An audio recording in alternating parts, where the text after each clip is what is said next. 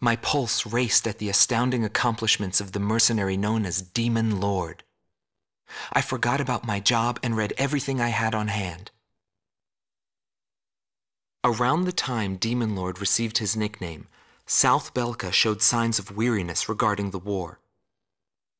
Because the region was set up as a defense line to protect the birthplace of Belka in the north, the people's dissatisfaction had reached a climax. The cities declared themselves demilitarized and peacefully surrendered to the Allied forces. Unable to establish a defensive position, the Belkan army kept retreating to the north. The end of the war was fast approaching. I was given an opportunity to interview the former aces of the Belkan Air Force. Back then, they were the masters of the sky, and they had also known him. So I crossed the border to follow his trail. I wanted to capture the war and the Demon Lord from their point of view, to capture the voices of those who were there.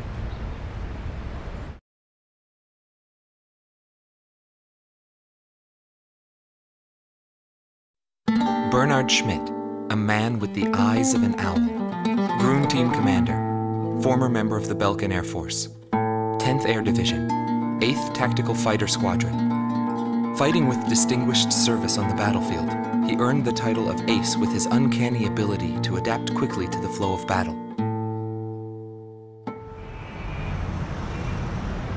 I had a bad feeling while I was flying towards the round table.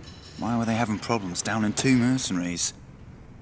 I figured it was just temporary chaos and it'd be over by the time I got there. Pilots of the Belkan Air Force are true professionals, but when I saw the situation, I couldn't believe my eyes. I thought maybe my IFF was malfunctioning. There were still 2 enemies on the radar. Everyone else in my squadron had the same reaction. This is really happening.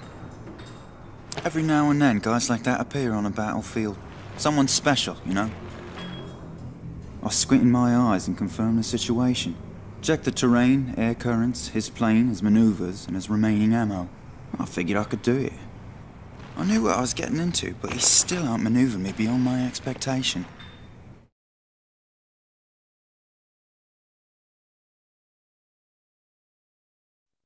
Gelb Team is number 2, former member of the Belkan Air Force, 5th Air Division, 23rd Tactical Fighter Squadron, Rainer Altman. He flew the skies of Directus during the capital's liberation, and he's still there to this day. I met him above this very sky. I can still hear the sound of the missile alerts from that day. I received an order to fly to Directus on my way back from an intercept mission on the southern defense line. The order itself wasn't unusual. We kept being deployed from one mission to the next without receiving even the basic maintenance. But the situation was the same all around. We were late reaching the operational space. The station squadrons had already retreated, and warning bells were going off in the city.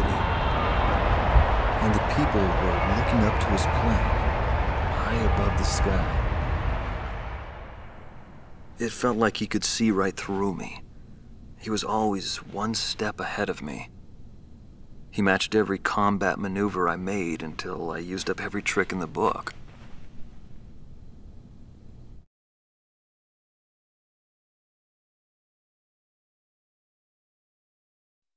Schnee Team Commander, former member of the Belkan Air Force, 22nd Air Division, 4th Tactical Fighter Squadron, Eric Hillenbrand.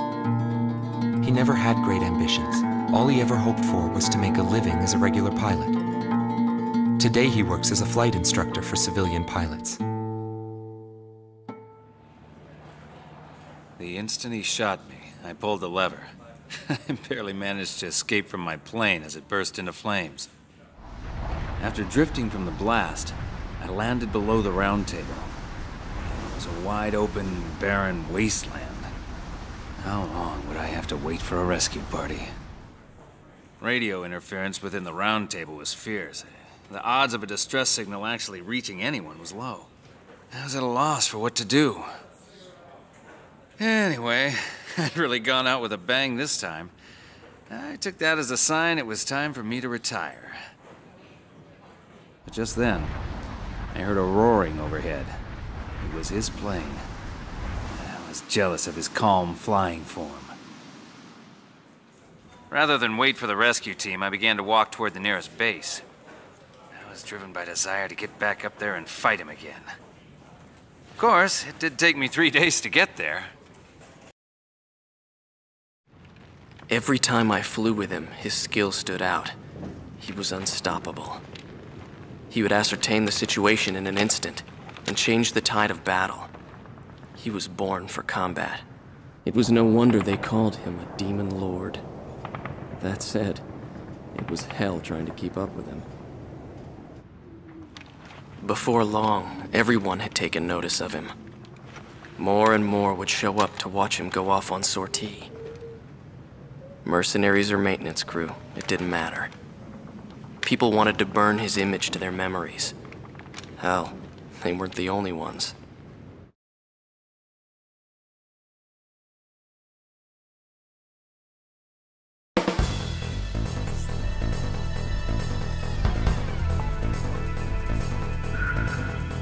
The Belkan forces are beginning to take flight. The industrial city of Hoffnark is crucial to the enemy's industrial strategy and the heart of its war productions. The Allied forces have decided that all Belkan war production must be stopped to expedite the end of the war, and has requested our participation in this operation. The operation will primarily involve the bombing of ground facilities by the Allied forces' bombers. Your mission is to support those bombers and attack enemy facilities. We have achieved near total air supremacy over the target area, but don't let your guard down. There may still be sporadic resistance.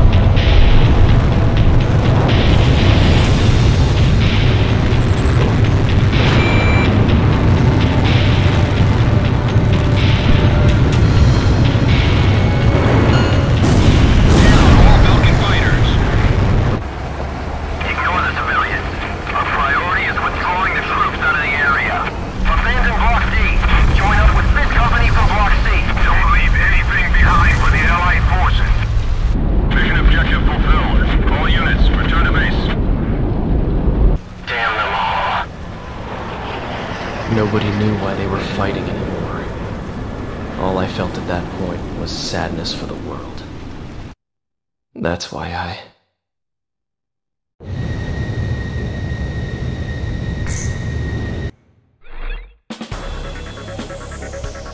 Pursued by Allied forces, the Belkan forces have taken flight, abandoning Hoffman. Without military production capabilities, Belka is in a bind. We were also able to confiscate samples of what seemed to be experimental weapons from the abandoned war factories, before Belka had time to use them.